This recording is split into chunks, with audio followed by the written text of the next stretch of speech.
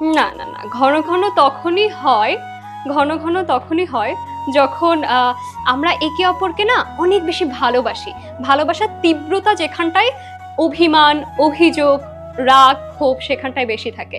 একটা মানুষ যখন আপনার উপর রাগ দেখাবে বা ক্ষোভ দেখাবে, কখনো আফসোস করবেন না বা ভাববেন না যে কেন এরকম করছে, আমার তিক্ততা চলে আসছে, আমার ভালো লাগছে না। সবসময় এটা মাথায় রাখবেন, অন্য কেউ এই রাগটা চায়, এই জিদটা চায়। একবার যদি আপনার পার্টনার এই রাগ জিদটা করা বন্ধ করে দেয়, ট্রাস্ট মি, আপনার দুনিয়া অন্ধকার হয়ে যাবে। আপনার কাজে মন বসবে না, আপনার কিছু করতে মন চাইবে না। তো যখন পার্টনারেরা রেগে যায়, তাদেরকে ঠান্ডা মাথায় বসান, হাতটা ধরুন, আর মাথায় হাত বুলিয়ে দিয়ে একটা শক্ত করে জড়িয়ে ধরে বলবেন, আমি সবসময় আছি, আজকে কিছু ভুল করে ফেলেছি, আমাকে ক্ষমা করে দাও।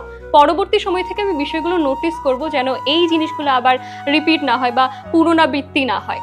তুমি আমার ছিলে, তুমি আমার আছো, তুমি আমার রবে, আমি তোমার ছিলাম, আমি তোমার আছি, আমি তোমার রব। আজকে ঝামেলা হয়েছে, কালকে মিটমাট করে নেবো ইনশাল্লাহ। আজকে মিটমাট করে নেবো, কালকে নতুন ভাবে আবার শুরু করব। প্রত্যেকটা দিন নতুন নতুন করে এনজয় করা উচিত। আজকে যদি কোনো একটা টাইম বা কোনো একটা মোমেন্ট খারাপ যায়, দ্যাট ডাজন্ট মিন কালকেও আমার দিনটা খারাপ যাবে। আজকের দিনটা খারাপ গিয়েছে, রাতের বেলা ঘুমোতে যাওয়ার আগে আগেই তোমার পার্টনারের সঙ্গে জিনিসটা সর্ট আউট করে নাও, ঠিক করে নাও, যেন কালকের দিনটা তোমরা সুন্দর মতো শুরু করতে পারো। ঝগড়া ঝামেলা আসবে, দিস ইজ ভেরি নর্মাল একটা রিলেশনশিপে। দ্যাট ডাজন্ট মিন যে তোমাদের তিক্ততা আনতে হবে। ঝগড়া ঝামেলা এড়ে আরো বেশি আগলে রাখো, আরো বেশি ভালোবাসো এবং আরো বেশি বেশি বেশি করে তাকে আঁকড়ে ধরে বেঁচে থাকতে শেখো। এটাই জীবন, এটাই জীবনে বেঁচে থাকার মানে।